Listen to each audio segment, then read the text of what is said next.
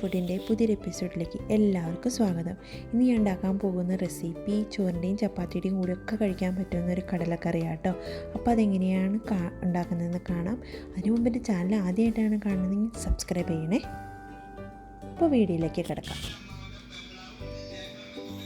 ഇപ്പോൾ ഞാൻ ഉപയോഗിക്കുന്നത് കുക്കറാട്ടോ, കടല കുക്ക് ചെയ്യാനായിട്ട്.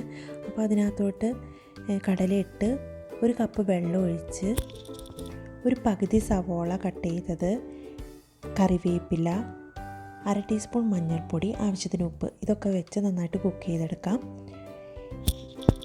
ഇനി ഒരു പാനിലോട്ട് 1 ടേബിൾ സ്പൂൺ ഓയിൽ ചേർത്ത് ഓയിൽ ചൂടായതിന് ശേഷം 1/2 ടീസ്പൂൺ കടുക് പൊട്ടിക്കുക. പിന്നെ അതിലോട്ട് ഒരു 2 ടേബിൾ സ്പൂൺ ചെറുതായിട്ട് കട്ട് ചെയ്ത സവോള ചേർത്ത് കൊടുക്കാം. അത് വഴറ്റി വന്നു കഴിഞ്ഞാൽ 1/2 ടീസ്പൂൺ മഞ്ഞൾപ്പൊടി, 1 ടീസ്പൂൺ മല്ലിപ്പൊടി, 1 ടീസ്പൂൺ മുളക് പൊടി, ഇത് നന്നായിട്ട് വഴറ്റിയെടുക്കാം കേട്ടോ. ഇതിനകത്തോട്ട് അതിനുശേഷം ഇതിനകത്തോട്ട് 1 ടീസ്പൂൺ പെരുംജീരകവും ചേർത്ത് കൊടുക്കാം. അതും നന്നായിട്ട് വഴറ്റി വന്നു കഴിയുമ്പോൾ നമ്മുടെ കടല വേവിച്ച് വെച്ചേക്കണത് ഇതിനകത്ത് ചേർത്ത് കൊടുക്കാം കേട്ടോ. നന്നായിട്ട് ഇവിടെ ചേർത്ത് കൊടുത്തിട്ടുണ്ട്.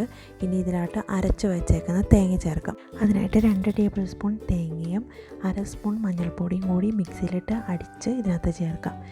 ആവശ്യത്തിന് ഉപ്പും ചേർത്ത് നന്നായിട്ട് കുക്ക് ചെയ്തെടുക്കാം. ഇവിടെ നന്നായിട്ട് കുക്കായി വന്നിട്ടുണ്ട്. ഇനി ഇതിലോട്ട് 1/2 ടീസ്പൂൺ ഗരം മസാലയും ചേർത്ത് 2 മിനിറ്റ് കുക്ക് ചെയ്തെടുക്കാം കേട്ടോ.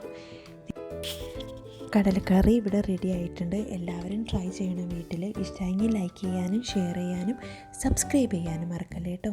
Thank you.